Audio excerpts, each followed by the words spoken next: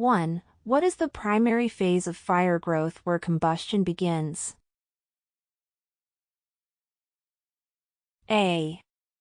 Growth phase. B. Incipient phase. C. Fully developed phase. D. Decay phase.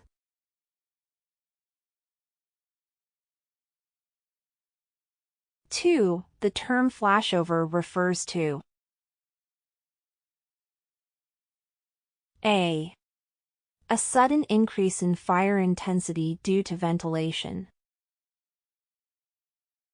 B. The ignition of all combustible materials in a room simultaneously. C. A fire that spreads due to embers traveling in the air.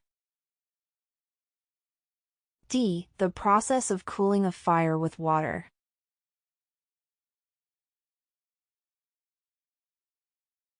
Three. What is the primary method of heat transfer in a structural fire? A. Radiation. B. Conduction. C. Convection. D. Absorption.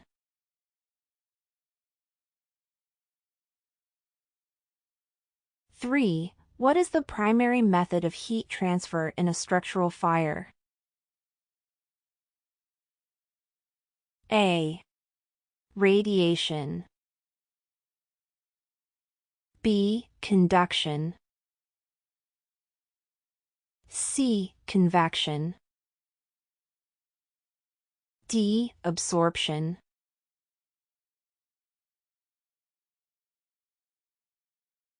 Five. What is the primary hazard associated with a backdraft?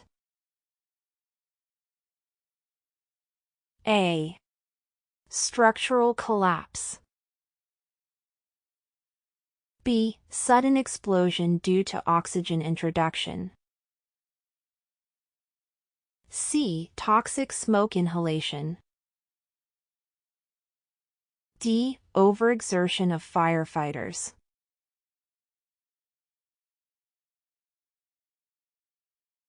Six. What is the most effective method for extinguishing a Class B fire? A. Water spray. B. Dry chemical extinguisher. C. Carbon dioxide or CO2 extinguisher. D. Foam application.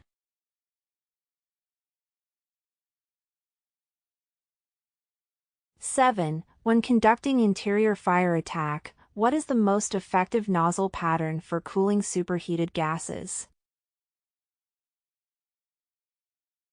A. Straight stream. B. Solid stream.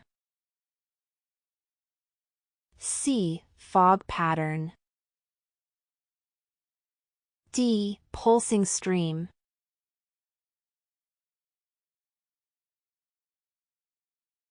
8. Which ventilation method is best for releasing heat and smoke in a high-rise structure?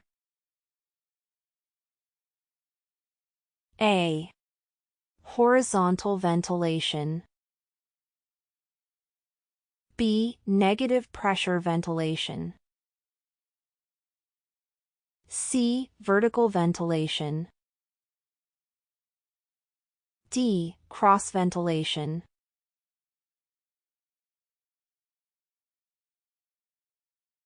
9. In which situation should a firefighter perform a trench cut ventilation? A. Basement fires. B. High-rise fires. C. Large commercial roof fires. D. Wildland fires.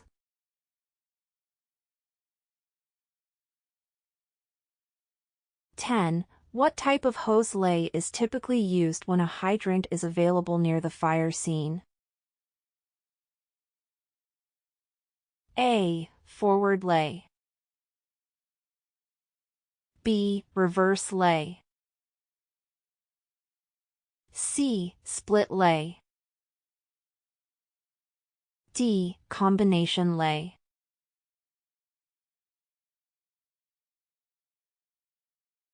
(11) What is the standard search technique used for locating victims in a smoke-filled room? A. Grid search. B. Oriented search. C. Right-hand search pattern. D. Blind sweep search.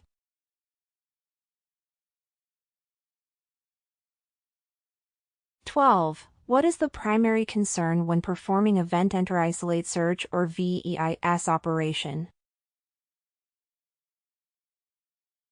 A. Speed of entry. B. Closing the door to isolate the fire. C. Searching the entire floor. D. Coordinating with the incident commander.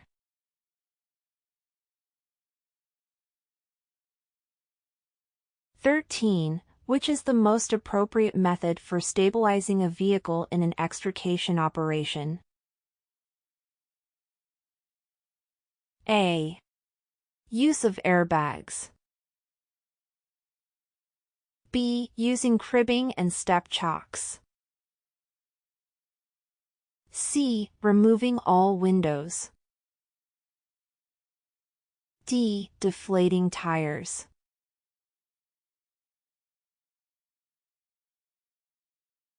(14) What is the first step in patient care during an emergency rescue? A. Conducting a secondary assessment. B. Determining the patient's history. C. Checking airway, breathing, and circulation. D. Transporting the patient.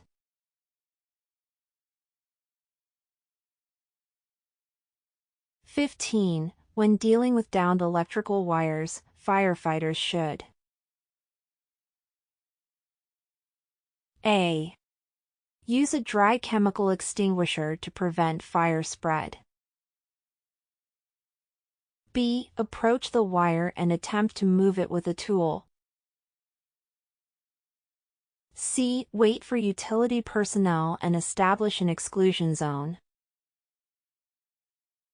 D. Spray water from a safe distance to cool the area.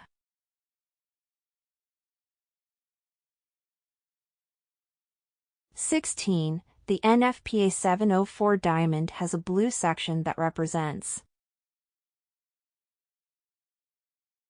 A. Health hazard. B. Fire hazard. C. Reactivity hazard. D. Special hazards.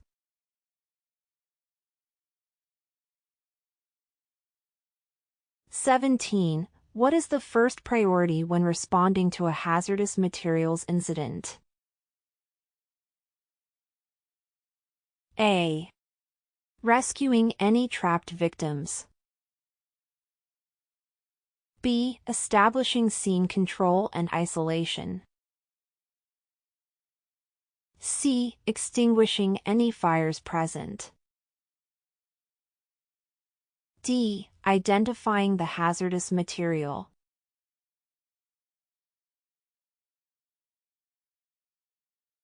(18) Which is not a recognized decontamination method? A. Dilution. B. Absorption. C. Neutralization. D. Combustion.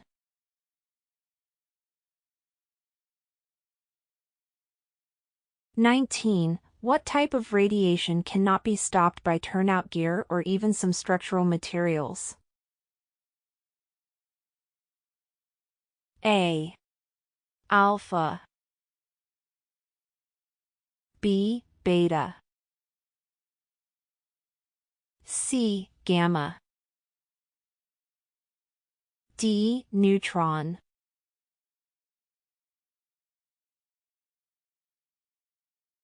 20. The hot zone in a hazardous materials incident is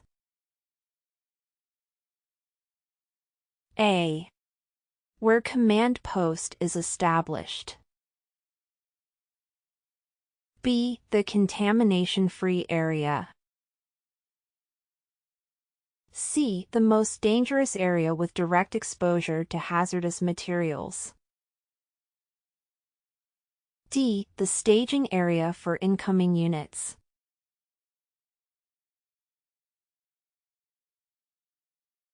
(21) What type of tool is used primarily for forcible entry? A. Pike pole. B. Halligan bar. C. K-tool. D. Thermal imaging camera.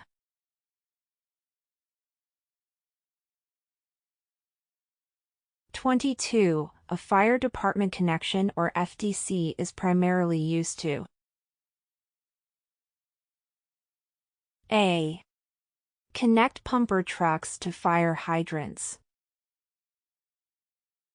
B. Supply water to building sprinkler and standpipe systems. C. Refill SCBA cylinders. D. Ventilate smoke from buildings.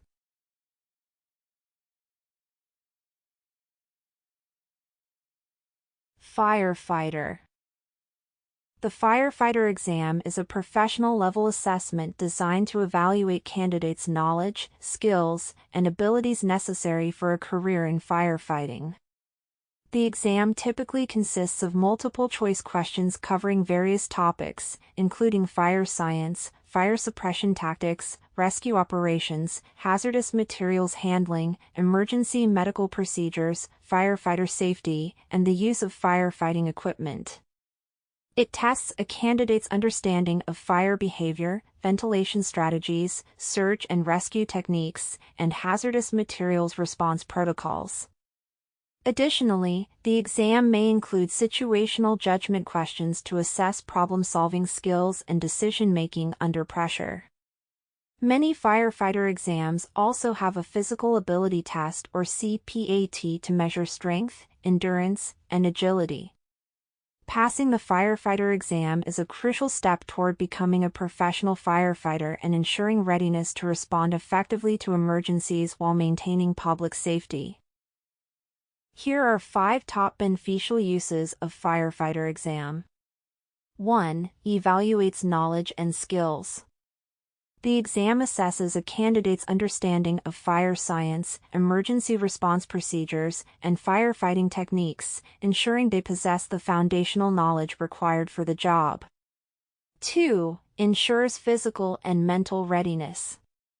Many firefighter exams include a candidate physical ability test or cpat or other physical assessments, ensuring that candidates have the strength, endurance, and agility necessary for the physical demands of firefighting. 3. Standardizes hiring and promotion. The exam provides a fair and objective way to evaluate all applicants, helping fire departments select the most qualified individuals for entry-level positions and promotions within the fire service. 4. Enhances public safety. By ensuring that only well-trained and knowledgeable firefighters are hired, the exam helps maintain high professional standards, leading to more effective emergency response and improved safety for both firefighters and the public. 5. Prepares candidates for real-world scenarios. The exam includes situational judgment questions that test decision-making skills under pressure, ensuring that candidates can respond appropriately to real-life emergencies, such as structural fires, medical calls, and hazardous material incidents.